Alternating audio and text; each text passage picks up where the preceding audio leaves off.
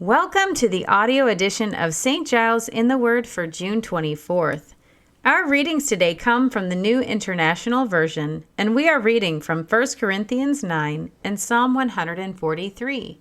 Let's begin today in 1 Corinthians. Am I not free? Am I not an apostle? Have I not seen Jesus our Lord? Are you not the result of my work in the Lord? Even though I may not be an apostle to others, surely I am to you, for you are the seal of my apostleship in the Lord. This is my defense to those who sit in judgment on me. Don't we have the right to food and drink?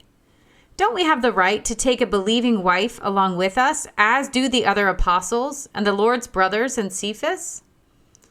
Or is it only I and Barnabas who lack the right to not work for a living? Who serves as a soldier at his own expense? Who plants a vineyard and does not eat its grapes? Who tends a flock and does not drink the milk? Do I say this merely on human authority? Doesn't the law say the same thing? For it is written in the law of Moses, "Do not muzzle an ox while it is treading out the grain." Is it about oxen that God is concerned? Surely he says this for us, doesn't he? Yes, this was written for us, because whoever plows and threshes should be able to do so in the hope of sharing in the harvest. If we have sown spiritual seed among you, is it too much if we reap a material harvest from you? If others have this right of support from you, shouldn't we have it all the more? But we did not use this right.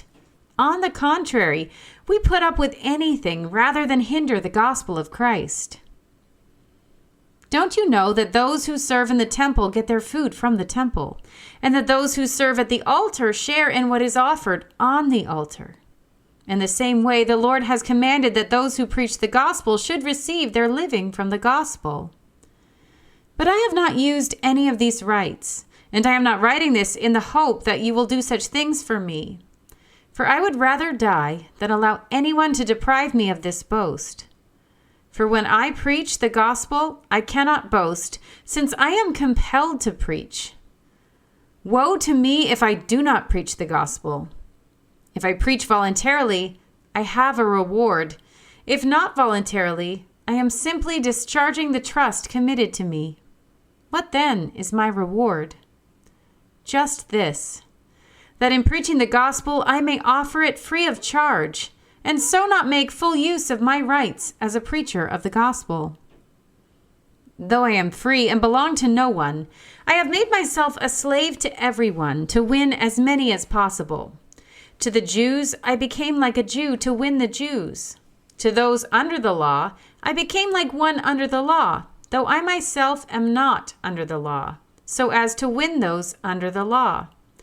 To those not having the law, I became like one not having the law, though I am not free from God's law, but am under Christ's law, so as to win those not having the law.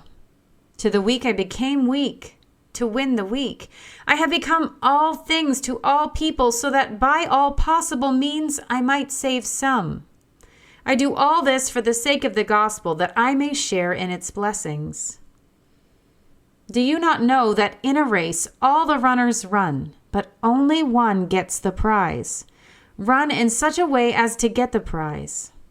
Everyone who competes in the games goes into strict training. They do it to get a crown that will not last, but we do it to get a crown that will last forever. Therefore, I do not run like someone running aimlessly. I do not fight like a boxer beating the air. No, I strike a blow to my body and make it my slave, so that after I have preached to others, I myself will not be disqualified for the prize. We turn now to Psalm 143. Lord, hear my prayer. Listen to my cry for mercy. In your faithfulness and righteousness, come to my relief. Do not bring your servant into judgment, for no one living is righteous before you.